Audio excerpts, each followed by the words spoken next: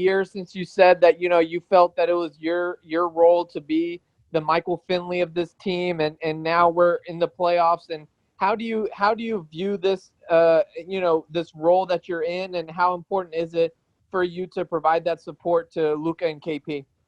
I think it's very important, just being one of the older guys out there on the floor, majority of the time with the guys. I just feel like it's my job just to be that veteran leader out there, but also make sure that I understand that, let them do their thing. They have that freedom and that trust in all of us as teammates to go out there and perform, the way they've been doing all season long. And just happy to be a part of this and happy to get back into the playoffs. Okay, great. Next up is Coop. Hey, Tim. I'm wondering, given the star power that exists in the series for both of these teams, do you feel as if that this series comes down in many ways to how you and Curry can perform, and the rest of the rest of the so-called supporting cast perform compared to the Clippers, everybody talks about how great their depth is? Well, first and foremost, we know we're going into a dogfight. There's no secret about that. And in order for us to get past Clippers, I think just the supporting cast, like you said, we'll have to step up big time to help our two guys out. And whether that's making wide open threes, creating offense for the guys, and just making their life easier on that end of the floor.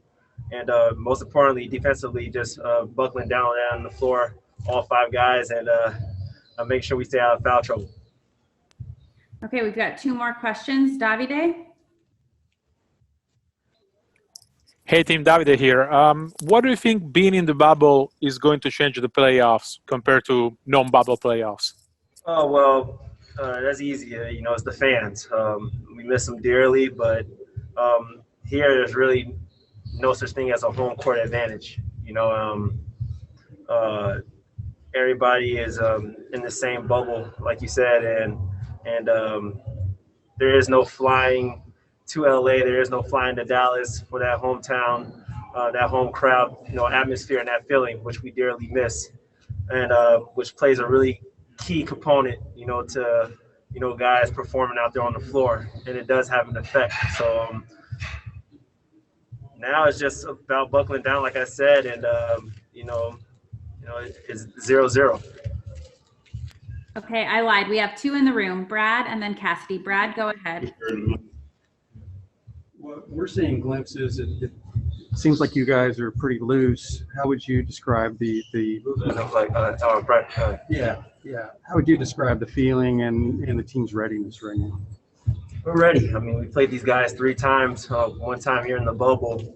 So, they all ended in defeat, but we were definitely locked in and keyed in, and today was just more of a focus and sharpening our tools, for both ends of the floor before we go out there and compete in the series. And you want to still enjoy the moment. You don't want to be so uptight and so anteed up, before the game. You want to be loose. You want to, have that fun, enjoyable atmosphere, but also understanding that, like I said, we are going into a dogfight and we got to have all hands on deck. Okay, Cassidy? Sorry, I'm jumping in. To your point, so much of the playoffs is the atmosphere. The NBA's the crowd noise and pumped-in noise is very intricate process. Have you noticed a big difference while on the court when the crowd noise is there? And do you think that's going to have a significant impact on the playoffs where you're expecting the intensity to pick up a notch? I don't. Maybe a little bit of both. The crowd noise is there, but you don't. It's different when you actually see the fans out there and you see, actual human beings in the stands, jumping up and down, waving their arms, and on the screens is kind of a lag, I would say. You can tell about if you make a basket, then 3 seconds later they're cheering. So it really doesn't have any effect, and the crowd noise is there. You can feel the crowd noise, and when they have it on the speakers, yelling defense and all that stuff like that, and it's lower. The volume is lower at the beginning of the game, but when the game gets tight and it's towards the end of the game, it gets louder. You can feel the energy, you can feel the vibrations out there on the floor, and we'll see. I'm excited. No problem. Tim, we have one more, if you don't mind, with Chow, who's there. Sorry, I just keep lying to you. Hey, it's all good. Go ahead. One of the top defensive teams. So what is your plan to attack their defense?